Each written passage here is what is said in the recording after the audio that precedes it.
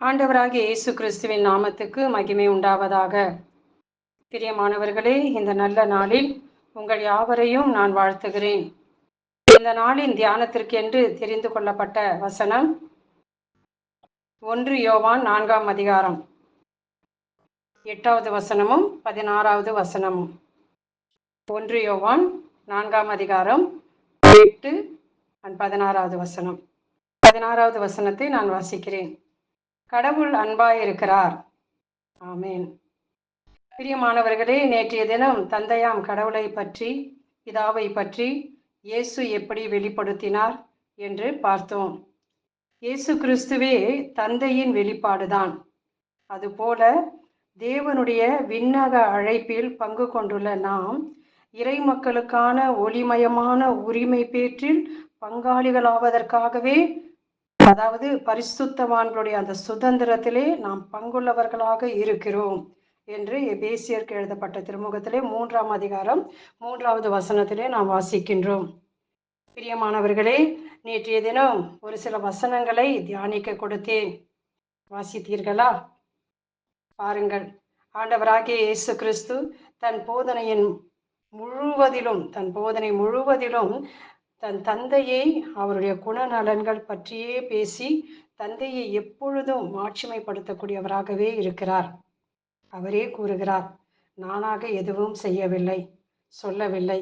தந்தையே நான் என்ன செய்ய வேண்டும், என்ன சொல்ல வேண்டும் என்று காண்பிக்கின்றார். யோவான் 5ஆம் அதிகாரத்தை திருப்பிக் கொள்ளுங்கள். 19-20 நான் வாசிக்கிறேன். மகன் தாமாக எதையும் செய்ய இயலாது. தந்தையிடம் தாம் காணும் செயல்களையே செய்ய இயலும். தந்தை செய்பவற்றை மகனும் அவ்வாறே செய்கிறார் என நான் உறுதியாக உங்களுக்கு சொல்லுகிறேன். தந்தை மகன் மேல் அன்பு கொண்டு தாம் செய்யும் அனைத்தையும் அவருக்கு காட்டுகிறார். இவற்றை விட பெரிய செயல்களையும் அவருக்கு காட்டுவார். நீங்களும் வியப்புறுவீர்கள். 26வது வசனம். தந்தை தாம் வாழ்வின் ஊற்றாய் இருப்பது போல மகனும் வாழ்வின் ஊற்றாய் இருக்குமாறு செய்துள்ளார். நானாக எதுவும் செய்ய இயலாது. தந்தை சொற்படியே நான் தீர்ப்பிடுகிறேன். ஏனெனில் என் விருப்பத்தை நாடாமல் என்னை அனுப்பியவரின் விருப்பத்தையே நாடுகிறேன். பிரியமானவர்களே, இன்று நாம் தேவனை எப்படி வெளிப்படுத்தி கொண்டிருக்கின்றோம்? சுயமாய் பேசுகிறவன் தன் சுய மகிமையை தேடுகிறான் என்று இயேசு கூறுகிறார். அனுப்பியவருடைய மகிமையை தேடுகிறவன் உண்மை உள்ளவன் என்று அவர் கூறுகின்றார். யோவான் 5ஆம் அதிகாரம் 23வது வசனத்தை பாருங்கள். மகனை மதியாதவர் அவர் அனுப்பிய தந்தையையும் அவன் மதிப்பதில்லை.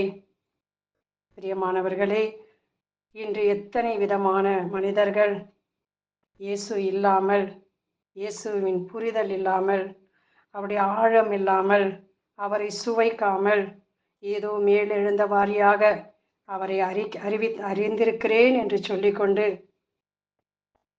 எவ்வளவு ஒரு நூதனமான போதனைகளையும் இவ்வுலகத்தின் கட்டுக்கதைகளையும் சொல்லி உண்மையான தேவனை பற்றி அறிவிக்காமல் இருக்கிறார்கள் என்பதை நாம் அறிவோம். கடந்த காலங்களிலே, இந்த கடைசி நாட்களிலே கிழவிகள் பேச்சுகளுக்கும் கட்டுக்கதைகளுக்கும் செவி கொடுக்கும் காலம் வரும் என்று வேதம் நம்மை எச்சரிக்கிறது.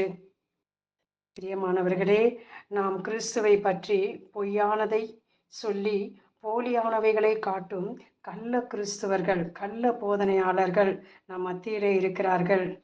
நாம் எச்சரிக்கையாயிருக்க வேண்டும், விழிப்பாயிருப்போம். வேதத்தை நாம் ஒவ்வொருவரும் ஆழ்ந்து அதை ஆராய்ந்து வாசித்து தந்தையாம் கடவுளை பற்றிய உண்மைகளை நாம் அறிந்து கொள்வோம். நாம் தொடர்ந்து தியானிப்போம். ஆமேன். நாம் ஜெபிப்போம். அப்பா பிதாவே, உம்மை ஸ்தோத்திரிக்கிறோம். ஞானிகளுக்கும் கல்விமான்களுக்கும் மறைத்து பாலகர்களைப் போல இருக்கிற எங்களுக்கு உம்மை வெளிப்படுத்த சித்தமானீர். உமக்கு நன்றி செலுத்துகின்றோம். தொடர்ந்து உண்மை தெய்வமாகிய உம்மையும் நீர் அனுப்பிய இயேசு கிறிஸ்துவையும் அறிந்து கொள்ள எங்களுக்கு உதவி செய்யும். எங்கள் ஆண்டவரும் மீட்பரும் இரட்சகருமாகிய இயேசு கிறிஸ்துவின் நாமத்தினாலே ஜெபிக்கிறோம் எங்கள் ஜீவனுள்ள நல்ல பிதாவே. ஆமென்.